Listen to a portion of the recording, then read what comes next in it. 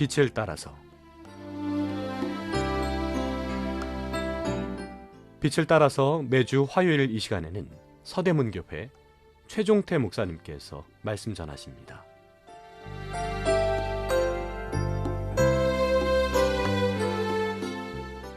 애청자 여러분 안녕하십니까?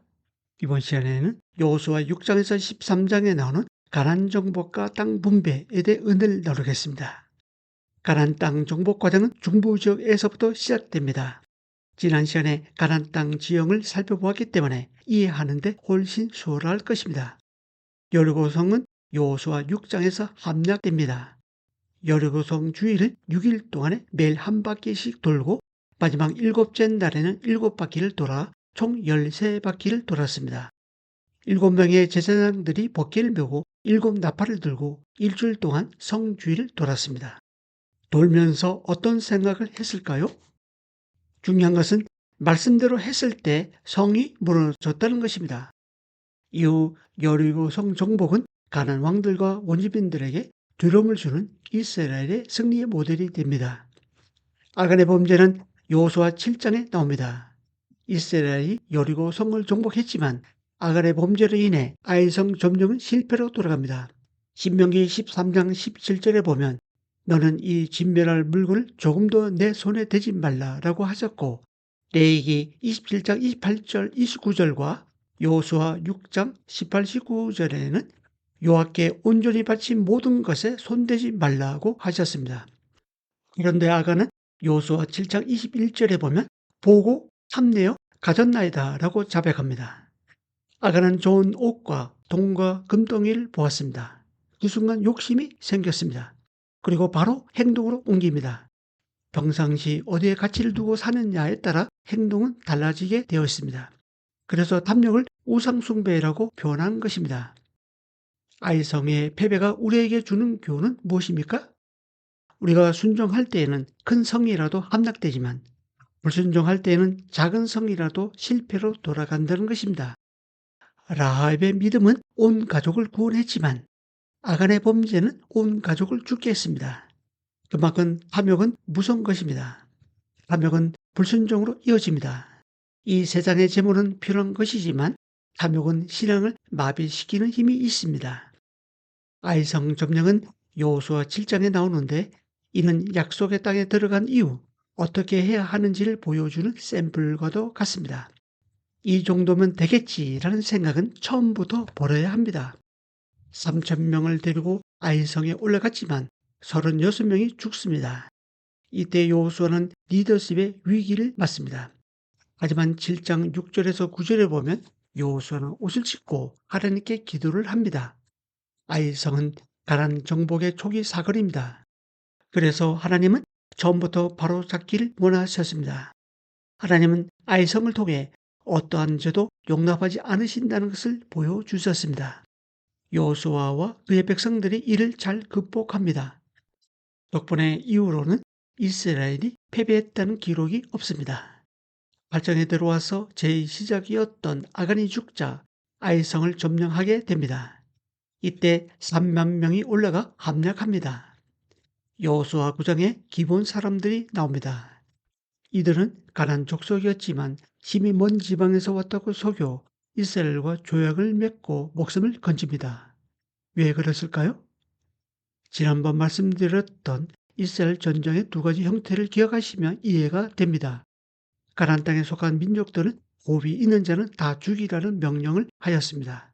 신명기 7장 2절 후반부에 보면 그들과 어떤 언약도 하지 말 것이요 그들을 불쌍히 여기지도 말 것이며 라고 납니다. 기본 사람들은 이것을 잘 알았습니다. 그래서 목숨을 건지려고 일부러 먼 지방에서 온 것처럼 속였던 것입니다.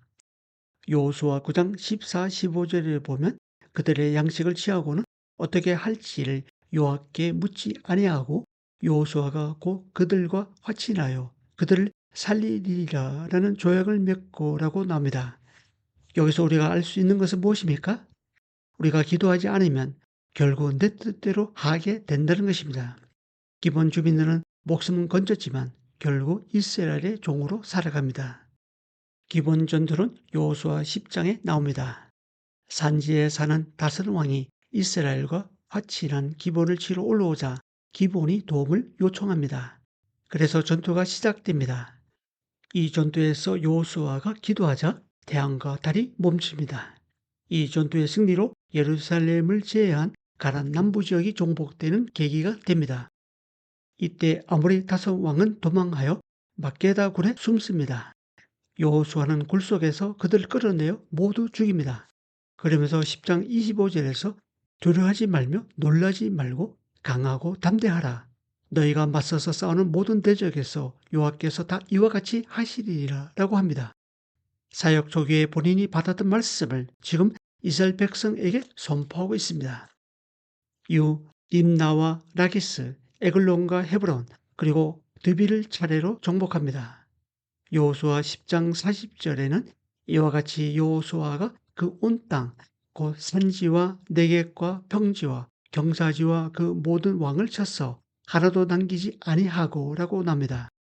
이렇게 해서 가나안 남부 지역을 정복하고 이스라엘은 베스 캠프인 길갈 진영으로 돌아옵니다. 여호수아 11장에는 메론 물가 전투가 나옵니다. 하소를 중심으로 한 북방 연합군은 가나안 땅에 수많은 성읍들이 함락되었다는 소식을 듣자 모든 군대를 거느리고 메론 물가로 직결합니다. 그 수가 해변의 수많은 모래 같고 말과 병거도 힘이 많았다고 기록되어 있습니다. 하지만 하나님은 그 수와 상관없이 그들을 이스라엘에게 붙여 진멸하시고 가나안 북부 지역을 얻게 하십니다. 이후 여호수아는 모든 나라의 머리 하솔을 불태워 잿더미로 만들고 하솔 왕을 죽입니다. 여호수아 11장 22절을 보면 이스라엘 자손의 땅에는 아낙 사람들이 하나도 남지 아니하였고 라고 납니다. 비슷한 상황이었지만 주로금 1세대는 불순종하여 죽었고 주로금 2세대는 순종함으로 살아남아 가나안 땅을 넉넉히 차지합니다. 이렇게 하여 정복전쟁은 끝이게 됩니다. 여호수아서 13장 1절에서 7절에 보면 아직 정복하지 않은 남은 땅에 대해 나옵니다. 아직 정복해야 할 땅이 많이 남아 있습니다. 그러함에도 12지파에게 땅을 나누라고 지시가 내려지고 여호수아는 약속의 땅을 제비 뽑아 12지파에게 분배합니다. 분배 과정은 세 차례에 걸쳐 이루어집니다. 1차 분배는 요단 동편에서 이루어집니다. 이때는 모세가 분배에 직접 관여합니다. 르우벤, 갓, 므낫세 반지파는 가축대가 많았는데 전쟁에서 빼앗은 요단 동편 땅에 머물길 원했습니다. 2차 분배는 길갈에서 이루어집니다. 가나안 땅을 정복한 지 5년이 지난 뒤 족장의 대표들이 길갈에 모여 제비를 뽑아 유다, 에브라임, 므낫세 반지파에게 분배합니다. 3차 분배는 실로에서 이루어집니다. 아직 분배받지 않은 나머지 지파들의 땅을 실로에서 제비 뽑아 분배합니다. 이 방송을 듣고 계신 애청자 여러분, 결국 이스라엘이 가나안 땅을 정복하고 분배받은 목적은 여호와를 섬기는 데 있음을 알 수 있습니다. 그 섬김의 방법은 떡이 아니라 여호와의 입으로부터 나오는 말씀입니다. 이 말씀으로 한 주를 살아내는 저와 여러분이 될 수 있기를 바랍니다. 감사합니다.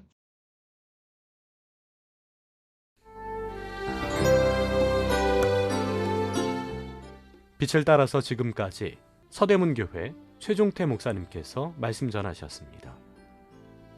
오늘 말씀 들으시고 신앙생활에 도움받기 원하시는 분들 지역번호 02-3141-5853 3141국에 5853번 서대문교회로 전화하시기 바랍니다.